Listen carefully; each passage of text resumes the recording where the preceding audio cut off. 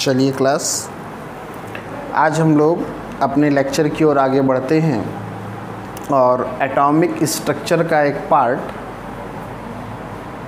जो most important है examination purpose से, दी ब्रागली हाइपोथेसिस। ठीक है, तो दी ब्रागली हाइपोथेसिस की ज़रूरत क्यों पड़ी, यह भी समझना बहुत ज़रूरी है। आखिर ऐसा कौन सा कारण था कि दी ब्रागली हाइपोथेसिस की हमें ज़रूरत पड़ी। देखिए, जब एटॉमिक मॉडल डिज़ाइन हो रहे थे तो जे थॉमसन मॉडल आया, आपने पढ़ा हुआ है। रदरफोर्ड मॉडल भी आया और रदरफोर्ड मॉडल के आने के बाद नील बोहर का मॉडल भी आपने पढ़ा। नील बोहर के मॉडल को पढ़ने के बाद आपने सोमरफेल्ड का मॉडल भी कहीं कहीं पढ़ाया गया होगा। लेकिन जो वेव की दोहरी प्रकृति है, तरंगों की दोहरी प्रकृति है, जिसे हम डुअल नेचर ऑफ वेव कहते हैं, उसको दी ब्रागली ने समझाया था। ध्यान समझेंगे, इनका डुअल नेचर कहने का मतलब क्या था कि जो इलेक्ट्रॉन है वो मूव कर रहा है न्यूक्लियस के सराउंडिंग में। तो इलेक्ट्रॉन एक फंडामेंटल पार्टिकल है, ये डाल्टन ने बहुत पहले क्लियर कर दिया था। तो जब भी फंडामेंटल पार्टिकल है और फंडामेंटल पार्टिकल स्टेबल है, जिससे इसके पास पार्टिकल नेचर भी होगा, क्योंकि ये फंडामेंटल पार्टिकल प्रोटॉन, इलेक्ट्रॉन और न्यूट्रॉन ये फंडामेंटल पार्टिकल है। और वेव के बारे में क्या बताया गया कि जब इलेक्ट्रॉन न्यूक्लियस के सराउंडिंग में मूव कर रहा है तो अपने साथ में वेव को एसोसिएट कर रहा है, और during the property of association of wave it exhibit the wave property. तो देखिए, इसी बात को समझाया गया कि इनका कहने का मतलब ये था कि ये न्यूक्लियस है, न्यूक्लियस के सराउंडिंग में वेव इलेक्ट्रॉन्स, और ये इलेक्ट्रॉन एक फंडामेंटल पार्टिकल है। ध्यान समझेंगे, क्योंकि इसी से दी ब्रॉगली वेवलेंथ तैयार होगी। फंडामेंटल पार्टिकल कैसा पार्टिकल है? ये फंडामेंटल।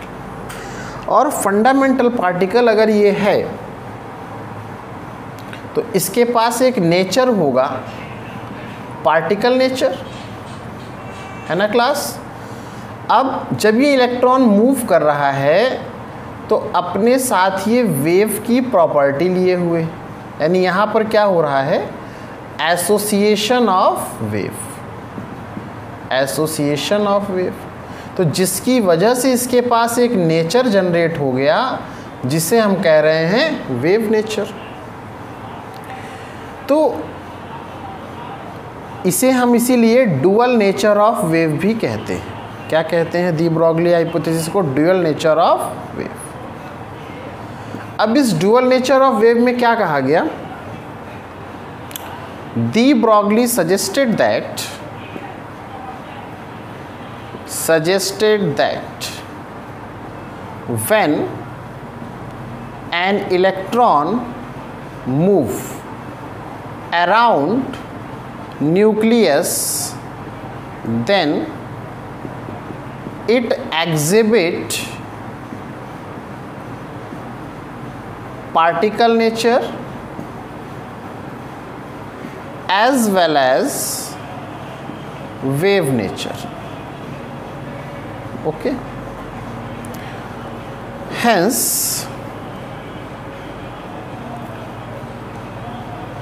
प्लैंक्स कॉन्सेप्ट, प्लैंक्स ने क्या बताया था? E equal to h nu. यहाँ पर H आप जान रहे हैं क्या है? H को प्लैंक्स कांस्टेंट कहते हैं और न्यू को फ्रीक्वेंसी कही जाती है। प्लैंक्स कांस्टेंट की वैल्यू भी डिसाइडेड है 6.6 इंटू 10 की पावर -34 जूल सेकेंड। अच्छा, आइंस्टाइन इक्वेशन क्या कहता है? E equal to m into c square, where m is mass and c is velocity of light। और इसकी वैल्यू होती है 3 × 10⁸ मीटर पर सेकेंड। अब आप इन दोनों इक्वेशंस को इक्वेट कर दीजिए। On equating first and second we get what we get h nu is equal to m into c square. आपको फॉर्मूला पता है, nu equal to c upon lambda, lambda is wavelength, h c upon lambda equal to m into c square, c to c cancel, h upon lambda equal to m into c. Assume क्या किया गया है, assumed that velocity of light c approximately equal to velocity of particle। ये assumed है, तभी तो particle nature में आएगा वो। तो h upon lambda equal to mv, this implies that lambda equal to h upon mv, है ना। तो आप ध्यान देंगे कि हमारे पास जो ये इक्वेशन को हम लोगों ने इक्वेट कर रखा है, इक्वेशन इक्वेट करने के बाद एक फॉर्मूला बना lambda equal to h upon M V. इस lambda equal to h upon M V में एक बात बताई गई कि आप सब जानते हैं, यहाँ बता रहे हैं, देखिए m इंटू वी बराबर क्या होता है, m इंटू वी बराबर p होता है, जिसे मोमेंटम कहते हैं। क्या कहते हैं, मोमेंटम। तो एक फॉर्मूला इससे और जनरेट हो गया कि lambda equal to h upon P, यानी lambda inverse proportional of 1 upon P. हम कह सकते हैं कि wavelength is inversely proportional to, wavelength is inversely proportional to momentum. मतलब क्या हुआ, अगर किसी भी पार्टिकल का इलेक्ट्रॉन हम ले रहे हैं, इलेक्ट्रॉन इस पार्टिकल का अगर हम लोग वेवलेंथ कम कर दें तो मोमेंटम बढ़ जाएगी, अगर वेवलेंथ बढ़ा देते हैं तो मोमेंटम घट जाएगी। इन्वर्स का मतलब ही यही होता है, अगर ये बढ़ेगा टर्म तो ये घटेगा और ये घटेगा टर्म तो ये बढ़ेगा। इस तरीके से डुअल नेचर ऑफ वेव को दी ब्रॉगली ने सजेस्ट किया था और एक्सप्रेशन दिया। इस लैम्डा को ही दी ब्रॉगली वेवलेंथ भी कहते हैं। तो इस तरीके से दी ब्रॉगली वेवलेंथ कैलकुलेट किया गया था और जिसका formula lambda equal to h upon M V आया था, जो कि एग्जामिनेशन पर्पस से बहुत इम्पॉर्टेंट है। अब देखिए इसी दी ब्रॉगली में एक कॉन्सेप्ट और बढ़ा कि दी ब्रॉगली वेवलेंथ और काइनेटिक एनर्जी में एक रिलेशन निकाला गया है। किसमें किसमें, दी ब्रॉगली वेवलेंथ और काइनेटिक एनर्जी में। आइए उसको भी समझ लेते हैं ताकि दी ब्रॉगली का पूरा कॉन्सेप्ट ख़त्म हो जाएगा एटॉमिक स्ट्रक्चर का। तो हम लोग कल नेक्स्ट टर्न पे अगले लेक्चर में अगले टॉपिक पे हम लोग डिस्कस कर सकते हैं। देखिए relation between de Broglie wavelength, lambda and kinetic energy के। देखिए हम लोग फॉर्मूला जानते हैं, सिंस वी हैव, क्या फॉर्मूला है, kinetic energy equal to half M V square. आप क्या कीजिए, एम वी स्क्वायर है, आप